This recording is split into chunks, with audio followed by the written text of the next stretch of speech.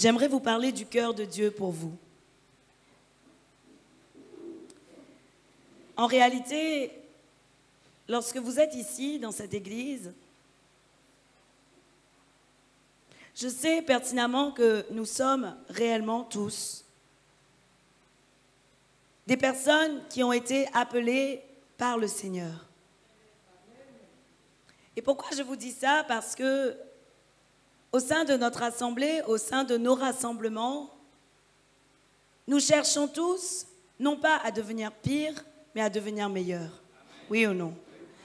Et d'ailleurs, lorsque Paul parlait aux Corinthiens, il disait aux Corinthiens, je ne peux pas être fier de vous, parce que lorsque vous vous rassemblez, ce n'est pas pour devenir meilleur, mais c'est pour devenir pire. C'est ce que Paul avait dit aux Corinthiens. Pourquoi aujourd'hui je veux attirer votre attention sur ce point? Parce que j'aimerais vous dire aujourd'hui que si nous tous ici nous nous rassemblons, c'est vraiment afin de devenir meilleurs. Nous ne sommes pas là pour critiquer l'un et l'autre. Nous ne sommes pas là pour avoir des rivalités l'un vis-à-vis de l'autre. Nous ne sommes pas là, en réalité, pour penser que quelqu'un est en train de mal penser sur une situation. Pas du tout. Parce qu'en réalité, le Seigneur nous demande et nous appelle tous à vivre dans la sainteté. Et vivre dans la sainteté veut aussi dire enlève ce qui n'est pas bon en toi pour laisser place à ce qui est bon. Parce que la Bible nous dit, selon 2 Corinthiens 6, le verset 14, j'aimerais juste vous parler de cela. La Bible dit, ne formez pas un attelage disparate avec des incroyants. En effet, quelle relation y a-t-il entre la justice et le mal? Ou qu'y a-t-il de commun entre la lumière et les ténèbres? Quel accord y a-t-il entre Christ et le diable? Ou quelle part le croyant a-t-il avec l'incroyant? Quel rapport peut-il y avoir entre le temple de Dieu et les idoles? En effet, vous êtes le temple de Dieu vivant, comme Dieu l'a dit. J'habiterai et je marcherai au milieu d'eux. Je serai leur Dieu et ils seront mon peuple. C'est pourquoi, sortez du milieu d'eux et séparez-vous, dit le Seigneur. Ne touchez pas à ce qui est impur et je vous accueillerai. Je serai pour vous un père et vous serez pour moi des fils et des filles, dit le Seigneur Tout-Puissant. Autrement dit, ce que Dieu dit, c'est qu'il n'y a aucun rapport, et ce que Paul a dit aux Corinthiens, il n'y a aucun rapport entre le bien et le mal. Il n'y a aucun rapport entre les ténèbres et la lumière. Et nous devons être dans le bien, mais nous ne devons pas être dans le mal. Et si nous savons qu'il y a en nous des choses mauvaises, nous devons impérativement demander à Dieu de transformer ces choses, de les sortir de nous, parce que nous sommes le temple du Saint-Esprit. Et il n'y a aucun rapport entre le temple du Saint-Esprit et ce qui est mauvais en toi. Il ne peut pas avoir de rapport entre le Saint-Esprit et un mauvais caractère en toi. Ce n'est pas possible. Le Saint-Esprit ne pourra pas t'utiliser avec puissance si dans ta vie et dans ton cœur, il y a des choses mauvaises. Voilà pourquoi lorsque le Seigneur dit que dans l'huile, il y a des détritus, il faut savoir dire à Dieu, Seigneur, peut-être que dans mon huile, il y a des détritus. Ça peut être toutes sortes de choses. Ça peut être de la colère, ça peut être un mauvais comportement, ça peut être des mauvaises paroles, ça peut être des paroles que toi-même, tu ne te rends pas compte, mais tu dis encore des mots impurs, des mots sales. Ça peut être des blagues qui sont un peu bizarres. Ça peut être toutes sortes de choses. Mais en toi, il faut que tu acceptes de dire à Dieu, Seigneur, je veux changer ces comportements. Vous savez vraiment, le Seigneur, il voit nos cœurs. Il voit la vérité de nos cœurs. Et nous ne pouvons pas venir ici et soupçonner le mal. Vous comprenez ce que je veux dire? Si le diable commence à te faire soupçonner le mal dans ta tête, c'est parce qu'il veut précisément que tu abandonnes le Christ. Mais maintenant, tu dois savoir qui est ton ennemi. Ce n'est pas les hommes ton ennemi. Les hommes et les femmes ne sont pas tes ennemis. Le seul ennemi que nous avons, c'est le diable. Et la Bible nous dit que nous n'avons pas à lutter contre la chair et le sang, mais contre les puissances des ténèbres. Ce qui veut dire que celui que tu dois combattre, c'est l'être mauvais qui peut être en toi, les choses mauvaises qui peuvent être en toi et donc ta chair, et ensuite le diable, c'est tout. Mais tu ne peux pas mal penser des personnes qui sont ici ou avoir des mauvais sentiments vis-à-vis d'eux. En fait, je vous dis ça parce que je sais que Dieu veut que nous ayons des réserves d'huile pure. Dieu veut que nous ayons des réserves d'huile pure. Et la réserve d'huile pure commence également à se créer lorsque tu es entre les frères et sœurs. Parce que c'est le moment où Dieu te montre qu'il y a peut-être des choses en toi encore à changer et que peut-être que c'est toi le problème. Vous savez, moi, j'ai toujours refusé de penser que c'était les autres le problème. Dans ma vie de tous les jours, ça a toujours été comme ça. Même avant de connaître le Christ, je me remettais toujours en question. Et j'étais toujours là à me dire, mais peut-être que c'est moi le souci. Peut-être que ce n'est pas les autres. Le problème aujourd'hui, c'est que nous avons tendance à remettre les autres en question parce que nous ne voulons pas changer. Quand tu ne veux pas changer, tu remets les autres en question. Parce qu'il est plus facile de dire à l'autre, tu as un problème ou telle personne a fait ça contre toi, que de dire, ben non, moi, ma vision n'est pas la bonne. Ma façon de voir n'est pas la bonne. Ma façon de penser n'est pas la bonne. Parce que si tu dis ça, ça veut dire qu'il va falloir que tu fasses des exercices sur toi-même afin de changer. Oui ou non? Et aujourd'hui, on doit comprendre que nous ne devons pas être de ceux qui ne cherchons pas à changer. Nous avons tous une réserve d'huile. Cette vision que le Seigneur a montrée, c'est pour tout le monde. Chacun de nous, nous avons une réserve d'huile. Et dans cette réserve, le Seigneur a montré des détritus. Et à un moment donné, je disais à Dieu, mais Seigneur, comment allons-nous faire lorsque le détritus est collé dans le fond? Le Seigneur m'a dit, souviens-toi d'une bouteille d'huile. Une bouteille d'huile, lorsqu'il y a des détritus, en réalité, il se décolle et remonte au fur et à mesure à la surface. C'est ça ou pas? Avec l'huile, ça ne reste jamais au fond. Ça commence à remonter au fur et à mesure. Et plus il y a la réserve d'huile, et plus les choses commencent à remonter. Et vous devez comprendre que le Seigneur veut, en tout temps, que nous soyons remplis, déversés, remplis, déversés, remplis, déversés, afin que notre huile soit pure. Et c'est maintenant qu'on doit travailler pour cette huile. Au moment de la venue de Jésus-Christ, il sera trop tard pour prendre l'huile, parce que c'est cette histoire des vierges pures et des vierges folles. Les vierges pures étaient des vierges et les vierges folles étaient des vierges. Ce qui veut dire que les deux connaissaient le Christ, oui ou non? Mais dans les deux cas qui connaissaient le Christ, 5 ont attendu et ont été avec le Christ, et 5 ont manqué la venue de Jésus-Christ. Donc nous ne devons pas être des 5 qui allons manquer la venue de Jésus-Christ, oui ou non? Amen. Gloire à Dieu.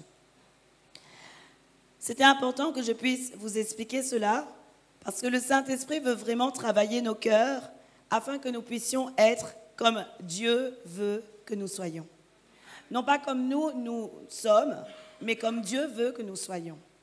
Vous savez, depuis que j'ai commencé à travailler pour le Seigneur, si vous saviez le nombre de brisements que j'ai dû avoir, parfois c'est pas drôle, parfois ça fait mal, parfois tu pleures, parfois tu es fatigué, parfois tu dis à Dieu, Seigneur, encore moi.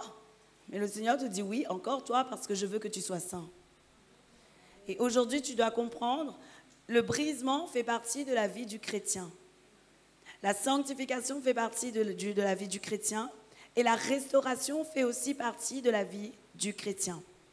Et ce matin, le Seigneur veut que tu sois restauré. Le Seigneur veut que tu puisses réellement être consolé. Mais pour pouvoir être restauré et consolé, il faut que tu puisses être conscient que tu as cette blessure, que tu as ce problème, que tu as cette situation qui te fait mal et qui te demande réellement à être restauré. Tant que tu ne vois pas la rayure sur ta voiture, tu ne vas pas l'emmener pour la refaire travailler, la repolir et la repeindre, oui ou non? Parce que tu n'as pas vu que c'était écrasé, tu n'as pas vu. Tu fais le tour de ta voiture, tous les jours tu vois que la carrosserie est belle, mais un jour tu arrives et tu vois des rayures, tu vois des griffes, et tu te dis, oh là là, il faut que je puisse aller la polir et ensuite aller la repeindre. mais c'est qu'au moment où tu as vu que tu décides de le faire. Pour toi, c'est pareil. Dieu veut te restaurer, mais cela sous-entend que tu dois demander à Dieu, Seigneur, mais montre-moi l'état de mon cœur. Montre-moi l'état de mon cœur. Montre-moi ce qui ne va pas et montre-moi le sentiment qui n'est pas travaillé en moi. Montre-moi ces choses. Et pour pouvoir vous montrer ces choses, ce matin, ce que j'ai à vous dire, c'est que vous devez commencer à devenir un intime de Dieu. Je crois vraiment que le Seigneur veut que nous ayons une relation avec lui qui dépasse la normalité. D'accord ? La définition de l'intimité, en réalité, c'est le fait de vivre une relation profonde et particulière avec quelqu'un. Lorsque tu es dans une intimité, d'une relation, tu vis une relation profonde et particulière avec quelqu'un. C'est un sentiment d'association personnelle, proche avec autrui. C'est une connexion affective ou bien familiale ou bien amicale. Mais de toute façon, dans l'intimité, ce que tu dois retenir, c'est qu'il y a une relation particulière, profonde et une connexion spéciale que le Seigneur veut que tu aies avec lui. Ce matin, le désir de Dieu pour ta vie, c'est que tu puisses être dans cette relation profonde et particulière. Dieu veut que tu dépasses la relation d'une personne qui connaît Dieu simplement à l'extérieur ou qui connaît Dieu simplement parce qu'on lui a dit que Dieu était comme ça. Dieu veut que tu dépasses cette relation.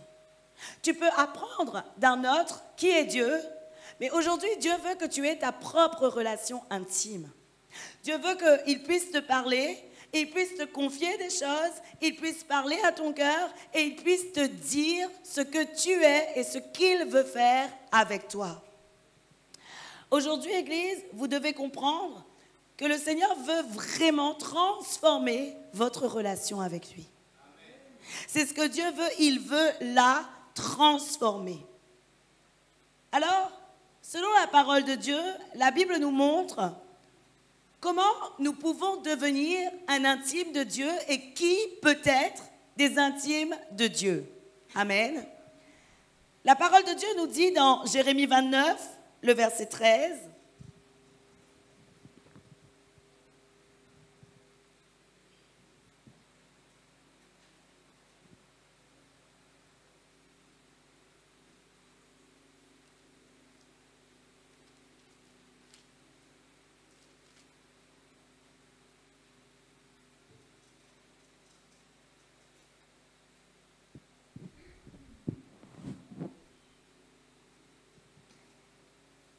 la Bible dit, « Vous me chercherez et vous me trouverez parce que vous me chercherez de tout votre cœur. » Amen.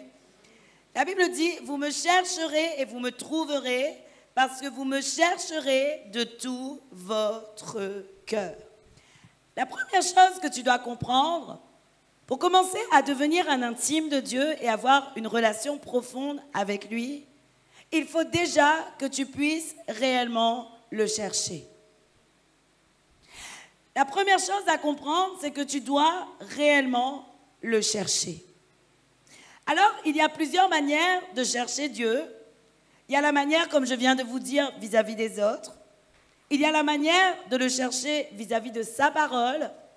Mais il y a aussi la manière de le chercher dans le lieu secret. Ce matin, je vais vous parler plutôt de la manière de chercher Dieu dans le lieu secret. Parce que je sais très bien qu'aujourd'hui, vous cherchez déjà l'Éternel vis-à-vis de ce qu'on vous dit de lui, et vous cherchez déjà l'Éternel vis-à-vis de ce que la parole de Dieu dit de lui. Et ça, c'est très bien, ça veut dire que vous avez commencé à cultiver une relation avec le Seigneur.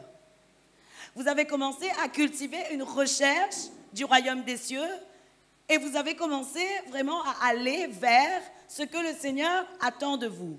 Parce qu'en réalité, l'intime de Dieu est aussi celui qui le craint et celui qui s'attend à lui. Donc l'intime de Dieu est celui qui le cherche. L'intime de Dieu est celui qui se craint et s'attend à lui, parce que le psaume 147, le verset 11, nous dit que l'Éternel prend plaisir à ceux qui le craignent, en ceux qui s'attendent à sa bonté. Amen. Et la parole de Dieu nous montre également que le début de l'intimité avec Dieu, c'est pour celui qui cherche à mettre en pratique sa parole. La Bible nous dit dans Jean 14, le verset 21, « Celui qui a mes commandements et qui les garde, c'est celui qui m'aime. Et celui qui m'aime sera aimé de mon Père. Et moi aussi, je l'aimerai et je me ferai connaître à lui. » Amen. Gloire à Dieu. Alors, voilà. Lorsque tu as ces caractères de celui qui cherche, de celui qui craint Dieu, de celui qui réellement s'attend à lui et de celui qui met un point d'honneur à garder ses commandements, comme je viens de te dire, tu as commencé quelque chose avec le Seigneur. Mais je crois que dans notre relation avec Dieu, ce genre d'intimité sont des intimités de surface. Ce genre d'intimité sont des intimités de surface, du début, qui sont nécessaires, essentielles et qu'on doit avoir. Ça veut dire que tu commences à créer une relation avec lui, d'accord? Mais si vous regardez une relation humaine avec un homme ou une femme ou des amis, plus vous allez aller fréquenter cette personne et plus en réalité vous allez connaître des choses qui appartiennent à cette personne, oui ou non? Et avec le Seigneur, il est bon de prendre sa parole de temps en temps. Il est bon d'entendre de temps en temps parler de lui, c'est-à-dire peut-être que le dimanche, mais il est mieux d'aller chercher en profondeur. Tu as besoin de passer beaucoup de temps avec Dieu et même dans le silence de sa présence, tu as besoin de passer beaucoup de temps avec le Seigneur. Le Seigneur veut qu'aujourd'hui, tu apprennes à passer beaucoup de temps dans le silence de sa présence. Aujourd'hui, Dieu veut que tu apprennes à te détacher de tout ce qui est physique, à te détacher de tout ce qui est palpable, à te détacher de tout ce qui est autour de toi pour aller dans le secret, dans le lieu secret, là où il t'attend. Car nous avons tous un lieu secret où Dieu t'attend. Dieu t'attend dans un endroit que toi seul peux savoir. Dieu peut t'attendre dans une vallée, Dieu peut t'attendre dans une montagne, Dieu peut t'attendre dans ta chambre, Dieu peut t'attendre dans un bureau, mais il y a un endroit où Dieu t'attend. Aujourd'hui, s'il n'y a pas déjà un endroit où Dieu t'attend, tu dois créer un endroit où Dieu va t'attendre. Tu dois commencer à comprendre, Église, que Dieu veut que tu viennes le voir beaucoup à présent, afin que tu puisses recevoir de lui des vérités que tu ne connais pas.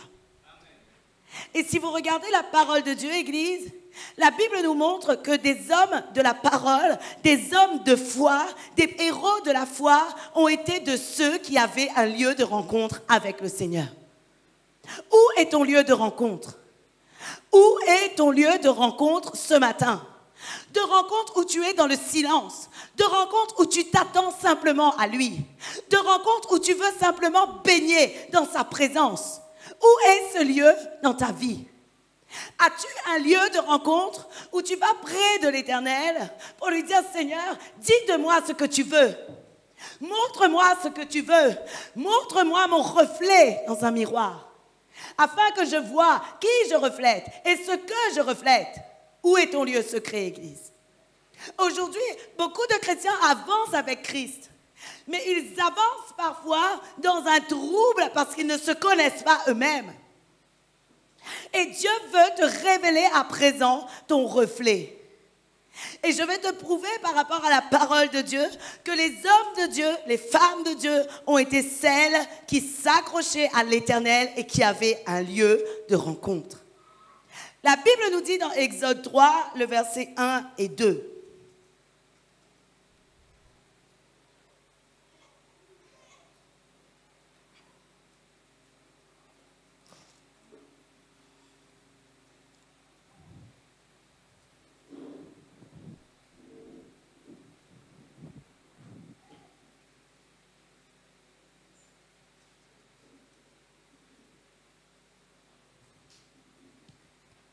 La Bible dit, Moïse était devenu berger du troupeau de son beau-père Jéthro, le prêtre de Madian. Il conduisit le troupeau derrière le désert et vint à la montagne de Dieu à Horeb.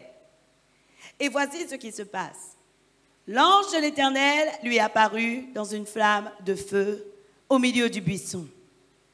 Moïse regarda et vit dans le buisson que le buisson était tout en feu, sans être consumé. La parole de Dieu, Église, nous montre que Moïse avait commencé à devenir un berger de troupeau de son beau-père Jéthro. Et je vais vous dire quelque chose. Dans le moment où Moïse était déjà le berger du troupeau du beau-père, de son beau-père, Moïse était dans la préparation d'être un berger du peuple de Dieu. Et la Bible nous dit que pendant cette préparation, Moïse faisait quelque chose. Il conduisait son troupeau dans le désert et il allait à un endroit qui s'appelait la montagne du Dieu à Horeb. C'était un endroit de rencontre que Moïse avait commencé à cultiver avec le Seigneur. Et cet endroit de rencontre, tout le monde le connaissait. Lorsqu'Aaron voulait chercher Moïse et voulait trouver Moïse, il allait sur le mont Horeb pour savoir où Moïse était. Parce qu'il connaissait que Moïse cultivait une relation avec Dieu à ce mont Horeb. Et dans ce secret, Moïse était en train d'être préparé à devenir le berger du troupeau de Dieu. Aujourd'hui, Église, pourquoi je t'invite à construire une relation avec le Seigneur?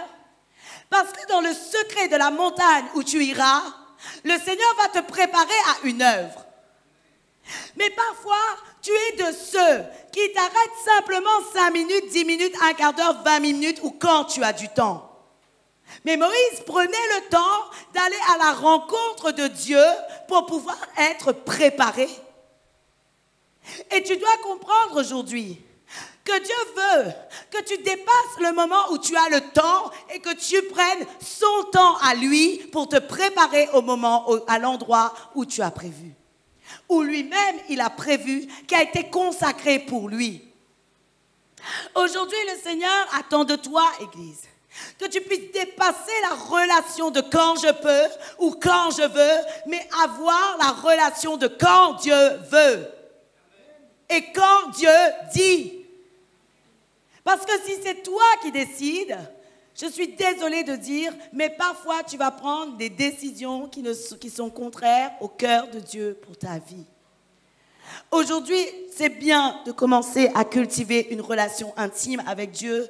Et vraiment, je t'invite à le faire encore. Mais Dieu veut maintenant que tu sois dans son moment.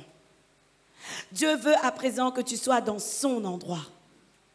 Dieu veut que tu sois dans son temps. Dieu veut que tu sois dans sa saison. Et cela sous-entend, Église, que tu vas commencer à travailler et à travailler dans le secret avec le Seigneur. Avant que tout le monde te voie, avant que tout le monde reconnaisse qu'il y a en toi un don, il faut que tu as déjà été reconnu par le Seigneur. Avant que le monde reconnaisse que tu as un don, il faut d'abord que tu as été attesté, approuvé et travaillé par Dieu. Voilà pourquoi la parole de Dieu nous dit « Contentez-vous des tâches nobles ». Il faut d'abord que le Seigneur te travaille depuis les tâches nobles et que tu aies déjà une vie intime avec le Seigneur depuis les tâches nobles. Moïse avait déjà son intimité avec Dieu alors même qu'il n'était qu'un berger de troupeau. Il n'a pas attendu d'avoir l'intimité avec Dieu alors qu'il était le troupeau de Dieu. Il a d'abord commencé à cultiver la relation avec Dieu avant d'être le berger du troupeau de Dieu. Quand il était le berger des brebis, quand il était le berger des animaux, il avait déjà commencé à travailler. Aujourd'hui, je te pose cette question, Église. Qu'attends-tu pour travailler ton intimité avec le Seigneur? Est-ce que tu attends que Dieu te confie une tâche? Ce sera déjà trop tard parce que Dieu n'aura pas encore travaillé ton cœur. Mais si tu commences déjà, dès à présent, à chercher ce que Dieu attend de toi, alors au moment où l'appel sera sur ta vie, à ce moment-là, le Seigneur pourra t'utiliser avec puissance. Mais si tu attends simplement l'appel pour aller chercher la face de l'Éternel, c'est trop tard. Moïse, à ce moment-là, n'était pas reconnu encore des hommes, oui ou non? Mais qu'est-ce qui s'est passé? L'ange de l'Éternel lui a apparu dans une flamme et c'est à ce moment-là que Dieu a commencé à l'appeler. Mais avant ça, Moïse cultivait déjà des relations intimes avec le Seigneur. Parce qu'il avait commencé à faire ce travail. Son désir n'était pas d'être élevé, Moïse. Son désir était de connaître le cœur de Dieu. Mais parfois, nous, en tant qu'hommes, notre désir est d'abord d'être élevé. Notre désir est d'abord d'être reconnu. Notre désir n'est pas réellement de chercher le cœur de Dieu pour nos vies. Mais Dieu veut que tu changes ce désir ce matin. Dieu veut que tu puisses réellement chercher à le connaître avant même qu'il ait commencé à t'utiliser dans une quelconque tâche. Dans une quelconque tâche, avant même qu'il t'utilise, Dieu veut que tu puisses réellement connaître et apprendre à le connaître. Parce que le Seigneur aura de grandes choses à te confier. La Bible nous dit dans Exode 24, le verset 12 et 13, et vous allez voir à quel point Moïse cultivait cette relation avec le Seigneur.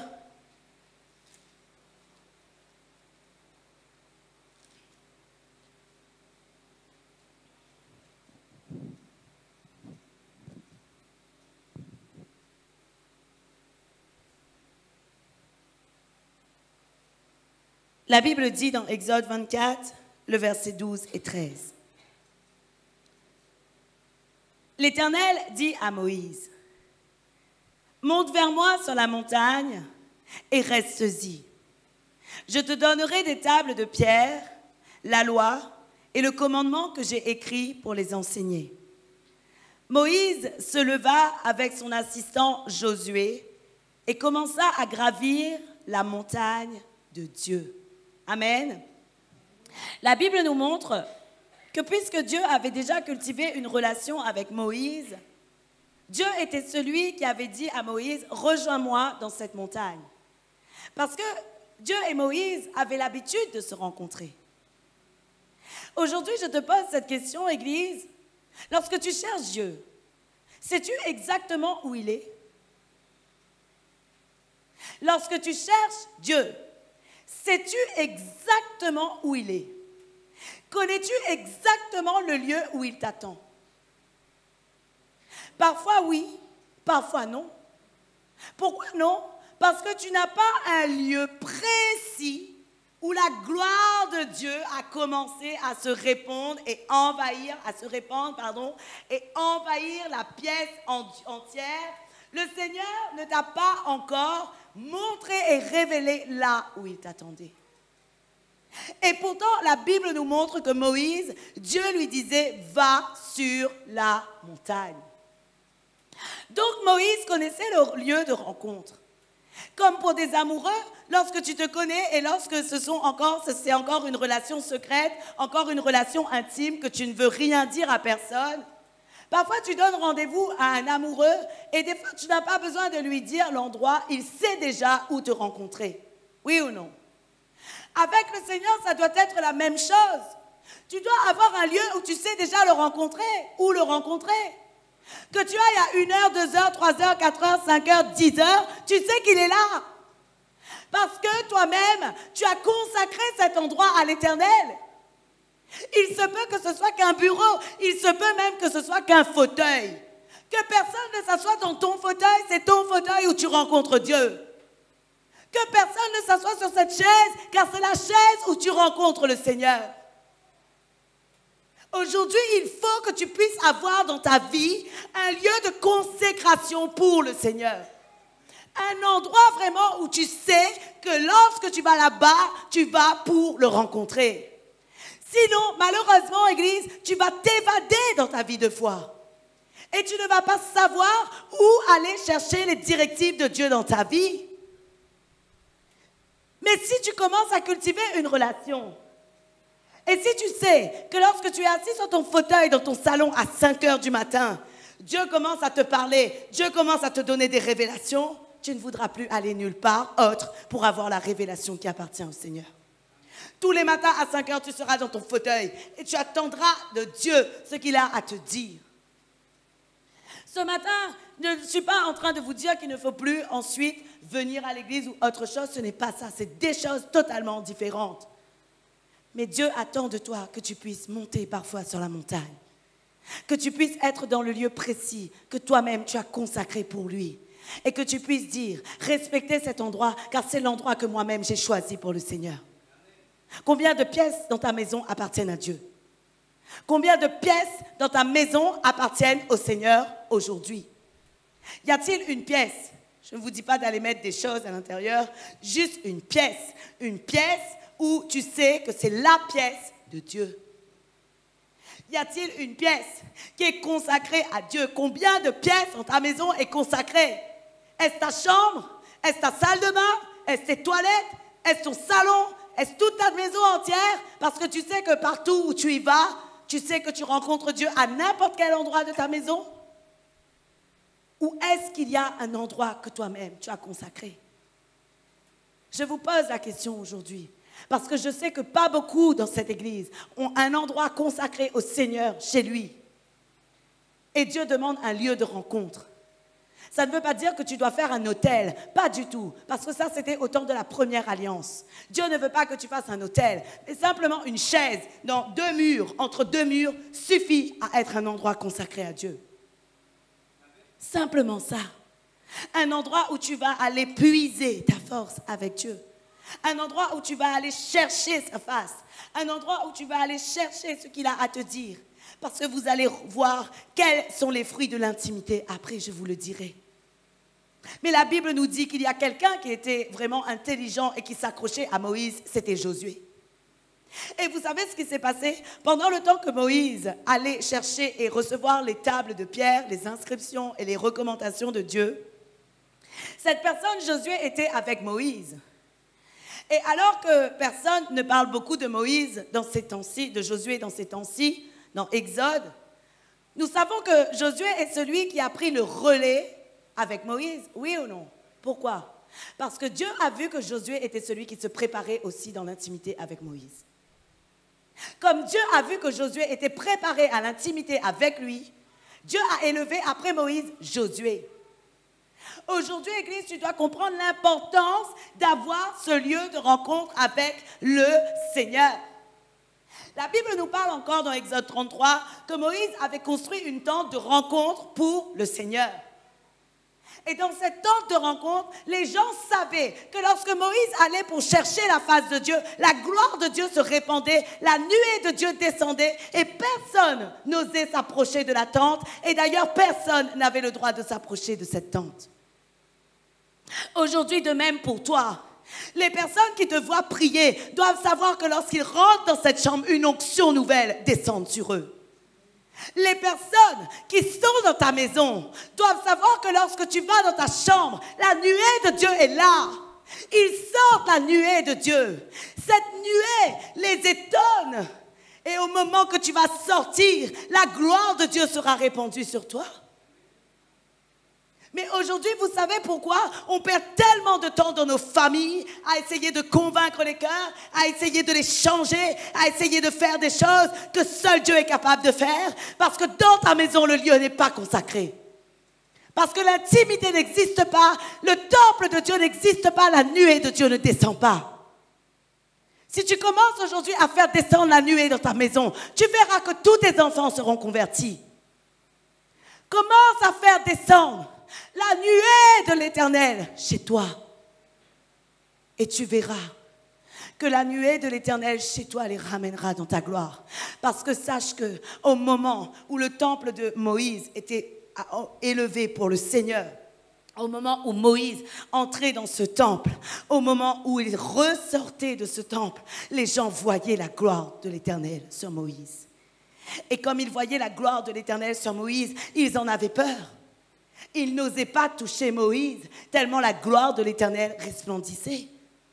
À cause de cela, ils avaient aussi une crainte de Dieu. Oui ou non? Aujourd'hui, Église, le Seigneur t'appelle à faire la même chose. Tu sais pourquoi? Parce qu'en réalité, Dieu veut que toute ta famille soit sauvée. Et si Dieu veut que toute sa famille soit sauvée, il veut aussi que tu puisses faire rentrer chez toi l'Éternel. Il veut que tu puisses réellement faire rentrer chez toi l'Éternel, parce que le seul qui peut changer le cœur de celui qui est à côté de toi et le préparer à des œuvres plus grandes, c'est Dieu. Josué n'était pas celui qui cherchait la face de Dieu, Josué était simplement celui qui accompagnait Moïse. Mais Josué a été touché par l'onction de Dieu et préparé à être un serviteur de Dieu. Oui ou non? De même pour toi, peut-être que tes enfants aujourd'hui ne suivent pas le Seigneur. Mais le moment où tu seras dans l'intimité avec Dieu, parce qu'ils seront à côté de toi, l'onction de Dieu va aller se répandre sur eux et alors, eux aussi, ils seront touchés, consacrés et préparés à l'œuvre que Dieu a prévue pour eux. Aujourd'hui, vraiment, je veux te le dire, le Seigneur a demandé à ce que tu puisses avoir cette intimité puissante avec lui, car il sait que beaucoup doivent être touchés dans ta famille. Et puisque beaucoup doivent être touchés dans ta famille et dans ta maison, lorsqu'ils viennent à toi, il faut que l'onction se répande aussi sur eux. L'onction doit se répandre sur eux. La Bible nous montre encore, Église, que Moïse était resté très longtemps avec le Seigneur. Dans Exode 24 ou Exode 34, la Bible nous montre que Moïse était resté 40 jours et 40 nuits 2 fois avec le Seigneur. Et 2 fois, il était resté dans l'intimité avec le Seigneur encore. Mais il y a un autre homme qui était aussi en tout temps dans l'intimité avec le Seigneur, et c'était Jésus. La Bible nous dit dans Jean 5, le verset 19, Jésus avait dit qu'il ne faisait pas ce qu'il voulait. Il a dit, le Fils ne peut rien faire de lui-même, sinon ce qu'il voit le Père accomplir. Et tout ce que le Père fait, le Fils aussi fait pareillement. En effet, le Père aime le Fils et lui montre tout ce que lui-même fait. Amen. Aujourd'hui, je voulais te parler également de l'intimité que Jésus avait avec le Père, parce que nous avons trop tendance à faire ce que nous avons envie de faire.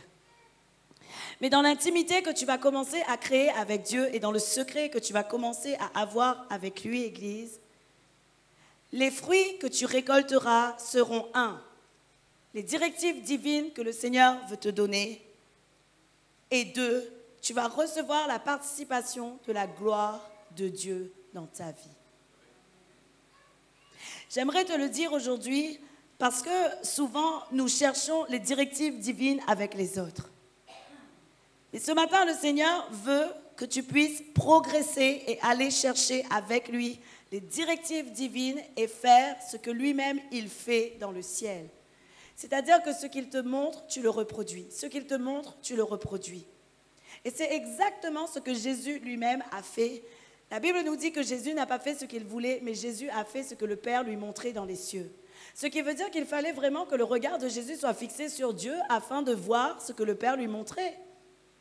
Mais si nos regards sont fixés sur le monde, si nos regards sont fixés sur d'autres choses que sur le Seigneur, comment allons-nous voir ce qu'il veut nous montrer, les images qu'il veut nous montrer afin que nous puissions les reproduire sur la terre? C'est impossible. Aujourd'hui, le Seigneur veut que tu sois dans ce genre d'intimité, Église. Dans l'intimité profonde où tu vas pour puiser avec le Seigneur son onction de gloire, mais dans l'intimité aussi qui te permet de recevoir de lui les directives. La Bible nous montre, Église, que lorsque Moïse était dans Exode 24, au pied de Dieu, au moment où il était sur la montagne, la Bible nous montre que Moïse reçut les instructions pour la fabrication du tabernacle et de comment faire pour consacrer les prêtres. Parfois, il y a un appel sur ta vie et tu ne sais pas encore comment faire, quoi faire, comment aller, comment le mettre en place, comment le dessiner et comment faire en sorte qu'il soit totalement dans le plan de Dieu. Tu cherches par tes propres moyens, et j'aimerais te dire ce matin qu'il y a celui qui est capable, comme il a fait avec Moïse, de te montrer entièrement la construction de ce que tu dois accomplir pour le Seigneur. Et non seulement la construction de ce que tu dois accomplir pour le Seigneur, mais également la construction de ce que tu dois accomplir dans ta propre vie. Parce que si tu ne le fais pas aujourd'hui, je vais te dire, tu vas encore commettre de graves erreurs. Tu vas encore commettre des graves erreurs parce que tu n'aurais pas eu et tu n'auras pas eu la direction de l'Éternel. Mais la Bible nous montre que Moïse lui-même a eu la direction de Dieu en ce qui concerne la construction du temple. Moïse avait en tout temps l'approbation du Seigneur. Et lorsque Moïse allait pour chercher les tables de pierre, pour écrire les tables de pierre, ou plutôt pour que Dieu écrive les tables de pierre, Moïse était là dans le secret avec le Seigneur. Personne ne le voyait. Il était seul. Oui ou non? Moïse était seul. Aujourd'hui, si je parle, c'est pour t'encourager à chercher des présences, des moments de présence et des lieux de prière seul avec le Seigneur. Parce que tu as besoin impérativement d'avoir la direction de l'Éternel pour ta vie. Tu as besoin impérativement de connaître la construction de ta vie nouvelle avec le Seigneur. Et tu as besoin de recevoir les directions, les directives du Seigneur pour ta propre vie d'abord. Tu veux chercher pour les autres alors que tu n'as pas encore eu pour toi-même. Mais Dieu te dit, cherche d'abord pour toi et ensuite je te donnerai pour d'autres. Arrête de chercher pour les autres, arrête de chercher pour l'œuvre, cherche pour toi d'abord. Apprends à avoir cette relation d'abord avec le Seigneur afin que tu puisses être rebâti sur la fondation qui est Jésus et être ferme, Église. Et Dieu veut que tu aies cette relation ce matin. Dieu veut que tu aies cette intimité. Dieu veut que tu participes à sa gloire. Si nous connaissons la parole de Dieu au temps de Moïse, la Bible nous montre dans Exode 34, le verset 29 à 35, la Bible dit,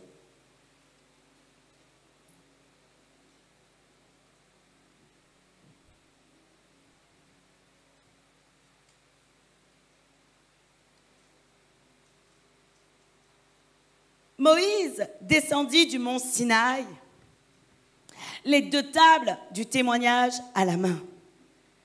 Il ne savait pas que la peau de son visage rayonnait, parce qu'il avait parlé à l'Éternel. Aaron et tous les Israélites regardèrent Moïse et virent que la peau de son visage rayonnait. Ils eurent alors peur de s'approcher de lui. Moïse les appela. Aaron et tous les chefs de l'assemblée vinrent vers lui. Il leur parla. Après cela, tous les Israélites s'approchèrent et leur donna tous les ordres qu'ils avaient reçus de l'Éternel sur le mont Sinaï. Lorsque Moïse eut fini de leur parler, il mit un voile sur son visage. Quand Moïse entrait dans la présence de l'Éternel pour parler avec lui, ils retirèrent le voile jusqu'au moment où il ressortait, et quand il sortait, il transmettait aux Israélites les commandements qu'il avait reçus. Les Israélites regardaient le visage de Moïse et voyaient que la peau de son visage rayonnait, et Moïse remettait le voile sur son visage jusqu'au moment où il entrait pour parler avec l'Éternel. Amen. La parole de Dieu, Église, nous montre que si Moïse avait ce voile sur ce visage, c'était afin que les Israélites ne voient pas lorsque la gloire de Dieu quitte Moïse. La Bible nous l'explique dans 2 Corinthiens. Et la parole de Dieu, Église, nous montre qu'au moment où Moïse était allé dans la gloire de l'Éternel, il se passait quelque chose. Le visage de Moïse rayonnait. Le Seigneur m'a demandé hier soir de vous parler de cela, parce que le Seigneur m'a dit de vous dire qu'aujourd'hui, il est encore possible que votre visage, dès lors que vous sortez de sa présence, rayonne comme au temps de Moïse. Mais si tu regardes ta vie aujourd'hui, je suis pratiquement sûre que tu n'as jamais vécu le moment où ton visage rayonnait de la gloire de Dieu, où tu étais totalement en paix lorsque tu sortais de sa présence, que les autres qui te voyaient pouvaient te dire « Waouh, d'où tu sors ?» Mais ce matin, le Seigneur m'a dit de te dire qu'il est encore possible pour toi de vivre cette gloire et que le Seigneur veut te donner la possibilité de participer à sa gloire comme au temps de Moïse. La parole de Dieu nous dit, et maintenant que nous sommes dans la seconde alliance, Église, dans 2 Corinthiens 3, le verset 8 à 11, la Bible nous dit que le mystère de l'Esprit sera plus glorieux que le mystère qu'il y a eu au temps de Moïse. La Bible dit, selon 2 Corinthiens 3, on va lire à partir du verset 7, la Bible dit, « Or, si le mystère de la mort, gravé avec des lettres sur des pierres, a été glorieux au point que les Israélites ne pouvaient pas fixer les regards sur le visage de Moïse à cause de la gloire dont il rayonnait et qui pourtant était passagère, combien le mystère de l'Esprit sera glorieux. En effet, si le mystère de la condamnation a été glorieux, le mystère de la justice est bien plus glorieux encore. Et même de ce point de vue, ce qui était glorieux a perdu son éclat à cause de la gloire qui lui est supérieure. Écoutez bien ce que je vais vous dire dans le verset 11. La Bible dit, en effet, si ce qui était passager a été marqué par la gloire, ce qui est permanent sera bien plus glorieux. Aujourd'hui, Église, le Seigneur te dit que tu es dans une gloire permanente.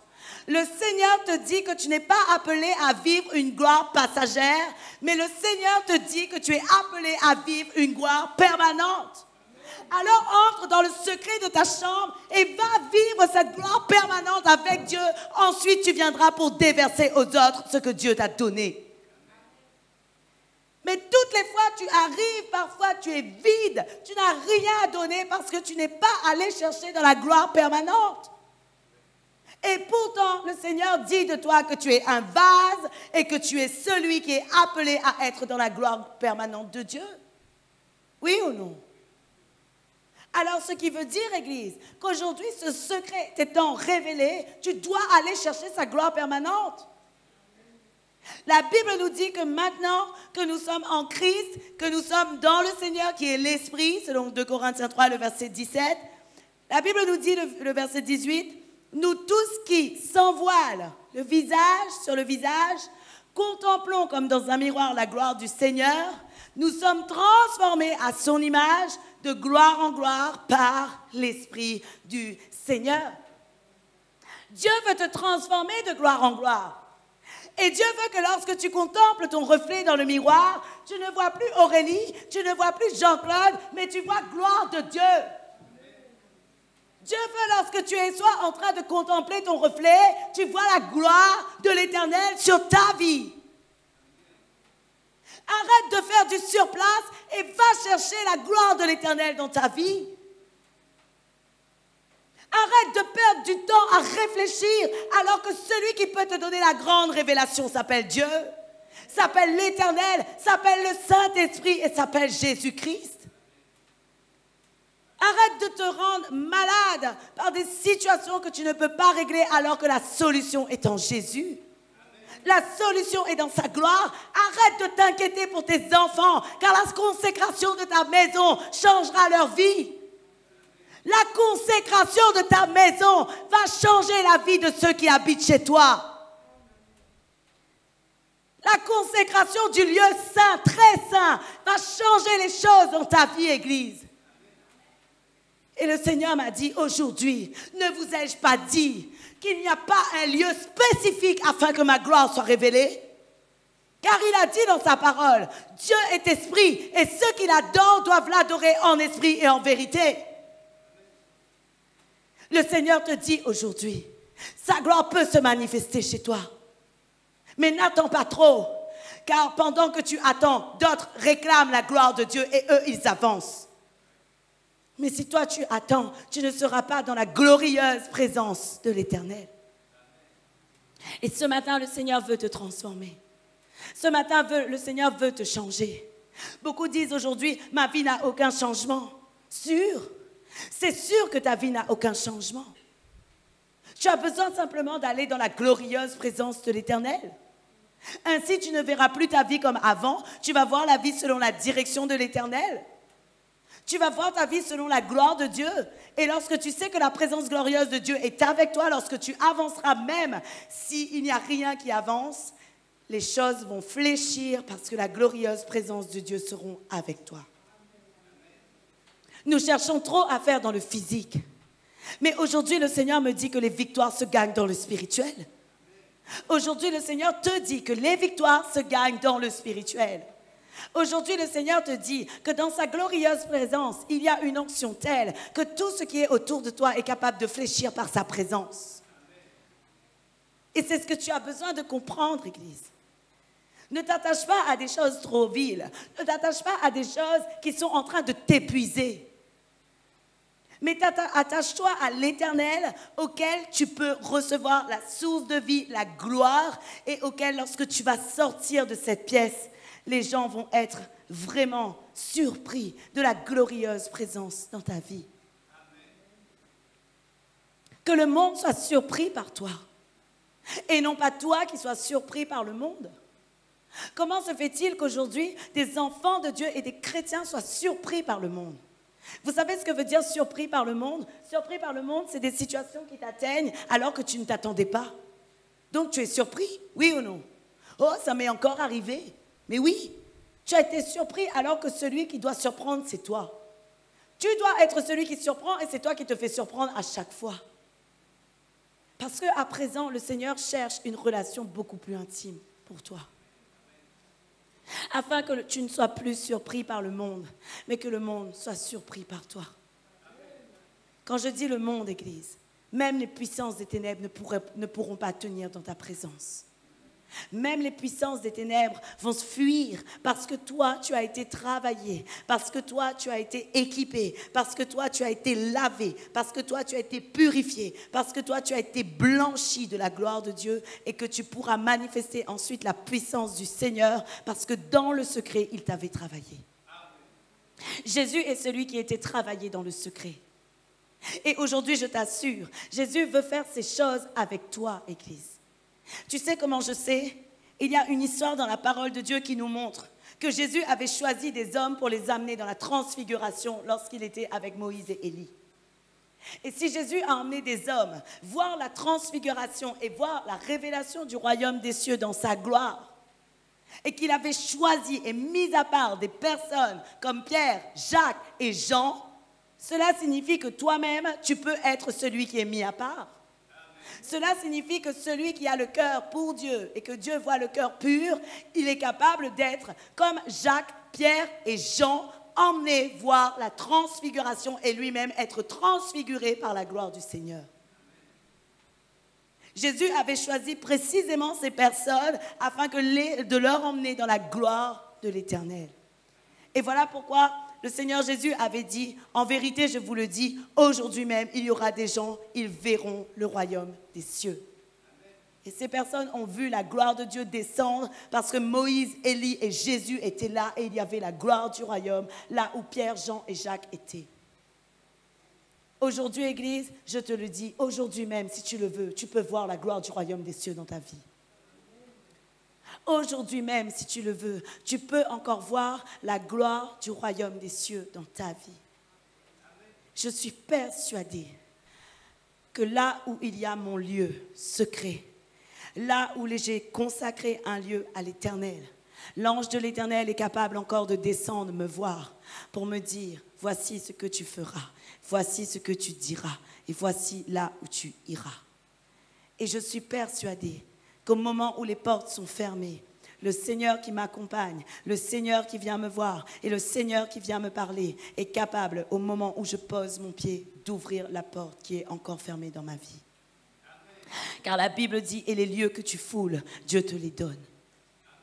Et si les lieux que tu foules, Dieu te les donne, cela signifie, Église, que rien ne peut tenir devant toi si tu es dans la glorieuse présence du Seigneur. Alors, qu'est-ce que cela va demander? Cela va demander un vrai niveau de consécration. Et je sais que, malheureusement, le Seigneur me montre que ce genre de messages, ils sont toujours bien accueillis par l'Église et toujours les gens vont dire « Oh oui, à présent, maintenant, je vais prendre la décision de suivre Dieu et de faire ce que le Seigneur me demande de faire. » Mais le problème, Église, c'est que dès que tu sors de ce lieu et le premier jour que tu commences à le faire, le diable enlève la décision que tu as prise et à cause qu'il a enlevé la décision que tu as prise, tu perds ton intimité avec le Seigneur. Aujourd'hui, j'ai envie de te dire, prends soin du message que tu as reçu ce matin. Parce que la décision que tu vas prendre va demander beaucoup de consécration. Et la décision que tu vas prendre va demander de l'intimité avec le Seigneur afin que tu puisses aller jusqu'à trouver sa gloire. Durant tout le temps que Moïse cherchait la présence glorieuse de Dieu, c'est bien après que le buisson a commencé à se révéler à lui. Oui ou non? Et nous, des fois, lorsqu'on entend ce genre de message, on veut rentrer dans la glorieuse présence, on consacre, on nous a dit « je consacre un lieu », on nous a dit « j'appelle la glorieuse présence de Dieu », on fait. Et lorsque la glorieuse présence de Dieu n'arrive pas, on se décourage. Mais n'oublie pas que Moïse a attendu 40 jours et 40 nuits pour avoir les grandes révélations. Ce qui veut dire que quel que soit le temps que le Seigneur te demande d'attendre, fais-le avec fidélité. Amen. Moïse a attendu 40 jours et 40 nuits avant d'avoir les grandes révélations. Moïse a attendu 40 ans avant d'entrer dans l'appel que le Seigneur avait pour lui. 40 ans, ce n'est pas un an, c'est 40. Ce qui veut dire, Église, que lorsque nous décidons de faire des choses pour Dieu, nous décidons de le faire avec fidélité et patience. Et aujourd'hui, la seule chose qui pourra te permettre de tenir ferme et de vivre la gloire de Dieu en tout temps, c'est d'avoir la fidélité et la patience. Sans la fidélité et sans la patience, il se pourrait qu'au moment où tu vas recevoir la gloire, tu sois déjà à 5 minutes d'abandonner et que les 5 minutes d'abandon te fassent perdre toute la gloire que tu avais recherchée pendant des années. Aujourd'hui, tu dois commencer à comprendre. Je ne te parle pas d'une gloire où tu es élevé. Je te parle simplement d'une gloire où tu entres dans la glorieuse présence, dans la magnificence de Dieu, où le Seigneur t'envahit, où le Seigneur t'accompagne, où le Seigneur est avec toi, où tu reflètes en tout temps, en tout lieu, cette merveilleuse, cette magnificence de l'Éternel. Et c'est de ça que je te parle ce matin. Tu veux progresser, alors entre dans le lieu secret. Tu veux progresser, consacre ta maison. Aujourd'hui, je ne devais pas vous dire ça, mais c'est ce que le Saint-Esprit a mis dans mon cœur. Le Saint-Esprit me dit de vous dire de consacrer vos maisons à lui. Aujourd'hui, priez dans votre chambre et priez ardemment. Demain, priez dans celle de vos enfants et priez ardemment. Laissez le Seigneur déposer cette onction. Laissez le Seigneur déposer l'onction sainte. Laissez le Seigneur déposer l'huile. Laissez le Seigneur déposer les choses. Même si vous ne dites rien, l'onction de Dieu va toucher son cœur. Commencez à le faire. Commencez à consacrer tous les lieux que vous voulez qu'ils soient consacrés. Et votre présence va consacrer le lieu. Non pas un autel que tu vas poser parce que ces autels-là sont sataniques et diaboliques.